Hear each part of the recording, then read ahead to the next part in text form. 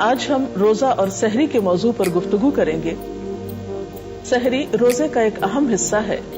دوسرے لفظوں میں روزے کی ابتدا سحری سے ہوتی ہے۔ یہ سحری کیا چیز ہے اور اس کی کیا اہمیت ہے اور اس کا وقت کب ہوتا ہے؟ قرآن پاک میں اس کے بارے میں اللہ سبحانہ وتعالی نے فرمایا، کلوا واشربوا حتی یتبین لکم الخیط الابیض من الخیط الاسود من الفجر، کھاؤ اور پیو یہاں تک کہ واضح ہو جائے تمہارے لیے سفید دھاگا سیاہ دھاگے سے فجر کے وقت۔ جب یہ آیت نازل ہوئی تو ایک صحابی نے رات کے وقت اپنے سرہانے کے نیچے ایک سفید دھاگا رکھ لیا اور ایک سیاہ دھاگا رکھ لیا، اور وہ رات بھر دیکھتے رہے کہ کس وقت ان دو دھاگوں کا فرق معلوم ہوگا۔ جب وہ اس چیز کو پہچان نہ پائے تو انہوں نے نبی صلی اللہ علیہ وسلم سے اس بارے میں ذکر کیا، تو آپ نے فرمایا کہ اس سے مراد سیاہی شب کی دھاری ہے اور سفیدہ صبح کی دھاری ہے، یعنی جب رات اور دن آپس میں الگ الگ نظر آنا شروع ہو جائیں، یا دن کا آغاز ایک طرح سے یا فجر کا آغاز ایک طرح سے نمایاں ہونے لگے، تو وہ وقت سحری کا وقت ہوتا ہے۔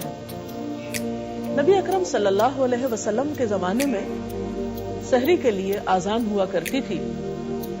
ایک متفق علیہ روایت کے مطابق حضرت عائشہ رضی اللہ تعالی عنہا سے روایت ہے کہ حضرت بلال رضی اللہ تعالی عنہ رات کو سحری سے قبل آذان دے دیا کرتے تھے، چنانچہ آپ صلی اللہ علیہ وسلم نے فرمایا کہ اس وقت تک کھاؤ پیو جب تک کہ ابن ام مکتوم آذان نہ دے دیں، اس لیے کہ ابن ام مکتوم ایک صحابی کا نام ہے، اس وقت تک آذان نہیں دیتے جب تک فجر نہ ہو جائے۔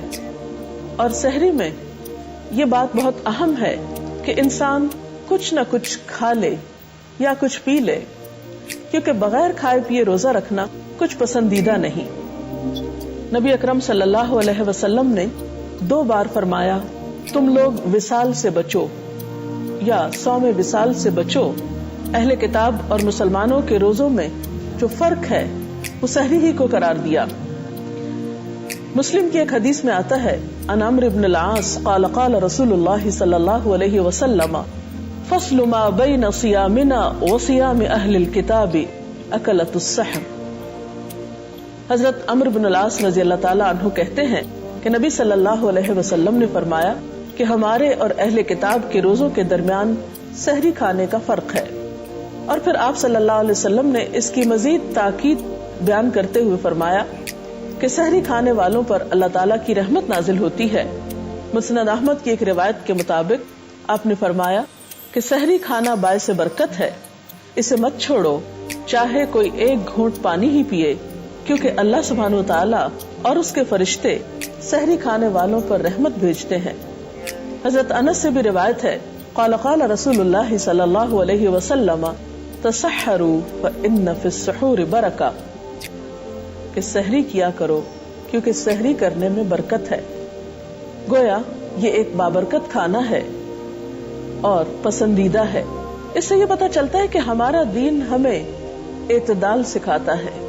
جہاں دن بھر کھانے پینے سے بچنے کے لیے کہا گیا، وہاں روزے کی ابتدا میں یا آغاز میں کھانا کھانا یا کچھ بھی کھانا پسندیدہ قرار دیا گیا، اور کچھ نہ کھانا اس سے منع کیا گیا۔ عام طور پر ہوتا یہ ہے کہ جب ہم ایک کام شروع کرتے ہیں پھر اس میں ہمیں لطف آنے لگتا ہے، پھر ہم اسے کرتے ہی جانا چاہتے ہیں، لیکن نیکی کے کام میں بھی اعتدال ضروری ہے اور انتہا پسندی درست نہیں۔ اسی لیے ہم دیکھتے ہیں کہ سحری کو آپ صلی اللہ علیہ وسلم نے مبارک ناشتے کا نام دیا۔ ارباز بن ساریہ سے روایت ہے، کہتے ہیں کہ ایک دفعہ آپ صلی اللہ علیہ وسلم نے رمضان میں مجھے اپنے ساتھ سحری کھانے کے لیے بلایا اور فرمایا کہ ہلم الی الغداء المبارک، آؤ مبارک ناشتے کے لیے۔ یعنی آپ نے سحری کی دعوت کس طرح دی کہ آؤ مبارک ناشتے کے لیے۔ سحری آپ کسی بھی چیز سے کر سکتے ہیں، باقاعدہ کھانا بھی کھا سکتے ہیں، کھجور بھی کھا سکتے ہیں، دودھ پی سکتے ہیں، پانی پی سکتے ہیں، کسی بھی چیز سے آپ سحری کر سکتے ہیں، لیکن سحری کے وقت کھجور کھانا پسندیدہ عمل ہے۔ عن ابی ہریرہ قال قال رسول اللہ صلی اللہ علیہ وسلم نعم سحور المؤمن التمر۔ آپ نے فرمایا کہ مومن کے لیے بہترین سحری کھجور ہے. اب سحری سے متعلق کچھ چیزیں ایسی ہیں کہ جن کا ہمیں خیال رکھنا چاہیے. عام طور پر بہت سے لوگ صرف سحری اس لیے نہیں کھاتے کہ وہ صبح اٹھ نہیں سکتے یا ان کو اٹھنا مشکل لگتا ہے. تو ظاہر ہے کہ اگر ہمیں یہ معلوم ہو کہ سحری کھانے والوں کے لیے فرشتے دعا کرتے ہیں اور یہ ایک بابرکت چیز ہے اور سحری کھا کر روزہ رکھنا زیادہ اجر و ثواب کا باعث ہے تو ہم اس کے لیے کوشش کریں گے. لیکن کوشش کس طرح کی جائے؟ تو اس میں پہلی چیز تو یہ ہے کہ رات کو جلدی سویا جائے. ویسے بھی آپ صلی اللہ علیہ وسلم کا طریقہ یہ تھا کہ نماز عشاء کے بعد آپ باتیں کرنے کو ناپسند کرتے تھے اور سو جایا کرتے تھے. تو گویا اگر رات کے وقت انسان جلد سو جاتا ہے تو صبح سحری کے وقت اٹھنے میں اس کو مدد مل سکتی ہے. پھر اسی طرح یہ ہے کہ اگر کسی کو اس وقت کھانا پکانے میں مشکل ہو تو آپ یہ بھی کر سکتے ہیں کہ رات کے وقت کچھ تیاری کر کے سو جائیں. اور اگر کھانے کو دل نہ بھی چاہے تو کوئی ایسی چیز اختیار کر لیں جو آپ کی پسندیدہ ہو. یا پھر یہ ہے کہ اس وقت آپ تھوڑا سا ہی کچھ لے لیں, کیونکہ آہستہ آہستہ یہ عادت آپ ڈیولپ کر سکتے ہیں. اگر ایک دن آپ تھوڑا سا کھائیں گے پھر دوسرے دن تھوڑا اور کھا سکتے ہیں. اور پھر یہ بھی ہے کہ کھانے میں اعتدال برتنا چاہیے. ایسی چیزیں کھانے سے بھی پرہیز کرنا چاہیے کہ جس سے آپ کو تکلیف ہو اور آپ کو بھاری پن محسوس ہو, کیونکہ اس سے پھر عبادت کی لذت ختم ہو کر رہ جاتی ہے. بعض اوقات یہ دیکھا گیا ہے کہ لوگ سحری کے وقت سے صحیح فائدہ نہیں اٹھاتے. سحری کا وقت ایک بہت بابرکت وقت ہوتا ہے. اس وقت دعائیں قبول ہوتی ہیں. اس وقت اللہ کے حضور جھکنا اور خشوع و خضوع سے نماز ادا کرنا ایک بہترین عبادت ہوتی ہے. اگر اس وقت تھوڑا بہت کھانے کے بعد انسان اپنے وقت کو ذکر الہی میں گزارے تو یہ انسان کے لیے بہت سعادت کا باعث ہو سکتا ہے اور اس کی روحانی قوت میں مزید اضافے کا سبب ہو سکتا ہے. لیکن یہ دیکھا گیا ہے کہ بعض اوقات لوگ اس وقت پھر سو جاتے ہیں. یہ سونا یعنی سحری کے وقت سحری کھا کر پھر سو جانا دو اعتبار سے نقصان دہ ہے. دینی اعتبار سے تو اس طرح کہ آپ صلی اللہ علیہ وسلم نے کھانے کے فوراً بعد سونے کو دل کی سختی کا سبب بتایا ہے, یعنی فوراً سونے سے دل سخت ہو جاتا ہے. اور دوسرا نقصان طبی نقصان ہے کہ اس طرح سونا دل کی شریانوں کو سخت کر دیتا ہے. تو اس میں بھی آپ دیکھ سکتے ہیں کہ دینی نقصان اور دنیاوی نقصان دونوں کتنے باہم قریب ہیں. ایک روحانی سختی ہوتی ہے دل کی اور ایک جسمانی سختی. پھر اسی طرح یہ کہ بعض لوگ اس وقت کو بات چیت کرنے میں, ٹیلی فون کرنے میں, گپ شپ میں گزار دیتے ہیں. تو فجر کا وقت بہت سہانا وقت ہوتا ہے. اس وقت کو روزہ رکھنے کے بعد نماز پڑھیے, نماز کے بعد قرآن پاک کی تلاوت کیجیے, کیونکہ ان قرآن الفجر کان مشہودا, اس وقت فرشتے حاضر ہوتے ہیں. ذکر اذکار کیجیے. نبی صلی اللہ علیہ وسلم صبح و شام کچھ مخصوص اذکار بھی کیا کرتے تھے جو صبح و شام کی دعاؤں کے نام سے معروف ہیں. وہ دعائیں حفاظت کی دعائیں بھی ہیں. تو اگر اس وقت انسان ان دعاؤں کو پڑھتا ہے تو وہ اس کے لیے بہت اجر و ثواب کا باعث ہے.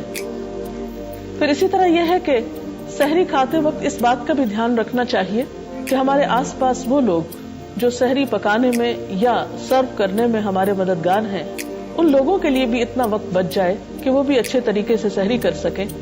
کیونکہ عموماً لوگ اپنے سرونٹس کو یا اپنے خدمتگاروں کو اتنا موقع نہیں دیتے کہ وہ اطمینان سے کھا سکیں. ہمارا دین تو ہمیں یہی سکھاتا ہے کہ ہم دوسروں کا بھی خیال رکھیں, دوسروں کی غمگساری کریں اور دوسروں کی مدد کریں. تو اگر ہم اپنی عبادت کے وقت خود غرض ہو جائیں گے اور دوسروں کا لحاظ نہیں رکھیں گے تو اس سے عبادت کی صحیح روح کو نہیں پا سکیں گے. بہرحال سحری سے متعلق اگر آپ کے ذہن میں کچھ مزید سوال ہوں تاکہ اس موضوع کو مزید واضح کیا جا سکے تو آپ سوال کر سکتے ہیں. وصال سے کیا مراد ہے؟ وصال کا لفظ وصل سے ہے جس کا معنی ہے ملانا. اہل کتاب میں روزے کے مختلف طریقے رائج تھے جس میں سے ایک طریقہ صوم وصال کا تھا اور اس کی بھی کئی شکلیں تھیں. مثلا ایک شکل یہ تھی کہ ایک شخص فرض روزوں کے سوا نفلی روزے اس طرح سے رکھے کہ بغیر وقفے کے مسلسل مہینے یا 2 مہینے کے روزے رکھتا چلا جائے. صوم وصال کی دوسری شکل یہ تھی کہ ایک شخص سحری کھا کر دوسری سحری تک مسلسل روزہ رکھے اور بیچ میں کچھ نہ کھائے پیے. تو آپ صلی اللہ علیہ وسلم نے اس سے منع فرمایا ہے کیونکہ یہ انسان کے اوپر بہت مشقت کا سبب بن جاتا ہے. اس میں پھر عبادت کی سپرٹ کم ہو جاتی ہے اور نفس کشی کا ایک دوسرا رجحان پیدا ہوتا ہے جو پسندیدہ نہیں. کیونکہ اسلام میں عبادت کی غرض یا مقصد اذیت دینا نہیں ہے, تربیت کرنا ہے. جی اور کبھی کبھی ایسا بھی ہوتا ہے کہ اذانیں ہو رہی ہوتی ہیں اور ہماری آنکھ کھلتی ہے تو ایسے میں جلدی سے اٹھ کے کچھ نہ کچھ کھا لیتے ہیں اور عموماً ایسا ہوتا ہے کہ آخری اذان ہونے تک کھاتے ہی رہتے ہیں، تو کیا اس طرح سے روزہ ہو جاتا ہے؟ اس میں آپ دیکھیے کہ سحری کھانے میں تاخیر جو ہے وہ پسندیدہ ہے.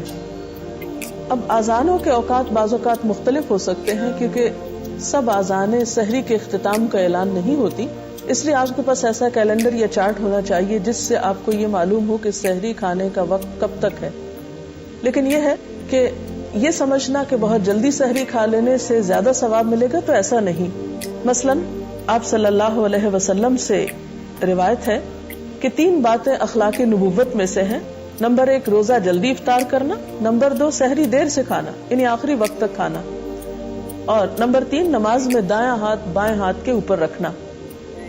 اور اسی طرح آپ صلی اللہ علیہ وسلم سے ایک اور روایت ہے کہ آپ نے فرمایا جب کوئی آدمی آذان سنے اور پینے کا برتن اس کے ہاتھ میں ہو تو اسے فوراً نہ رکھ دے بلکہ اپنی ضرورت پوری کر لے. تو اگر ایک شخص ایسے وقت میں اٹھا ہے کہ جب آذان ہو رہی ہے، اب اس وقت میں کچھ کھانے کا وقت تو نہیں ہوگا، کچھ پی سکتا ہے، مثلا دودھ کا گلاس پی سکتا ہے، 1 آدھ کھجور کھا سکتا ہے، تو 2-4 منٹ کا وقت اس کو مل سکتا ہے. تو اس میں آذان کے اختتام تک اگر وہ اپنی ضرورت پوری کر لے تو کوئی حرج نہیں. لیکن پھر یہ یاد رہے کہ آذان سحری کے اختتام کی آذان نہیں ہوتی، وہ نماز فجر کے اعلان کے لیے ہوتی ہے. اگر آپ کے پاس ایسا نظام الاوقات ہے جس سے آپ کو یہ پتا چل جائے کہ سحری کا آخری وقت کون سا ہے اور اس سے 2-4 منٹ آگے پیچھے ہو جائے تو انشاءاللہ تعالی روزہ ہو جائے گا.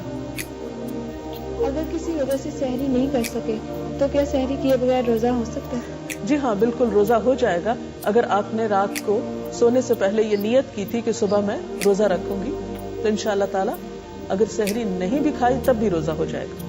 السلام علیکم ورحمۃ اللہ وبرکاتہ.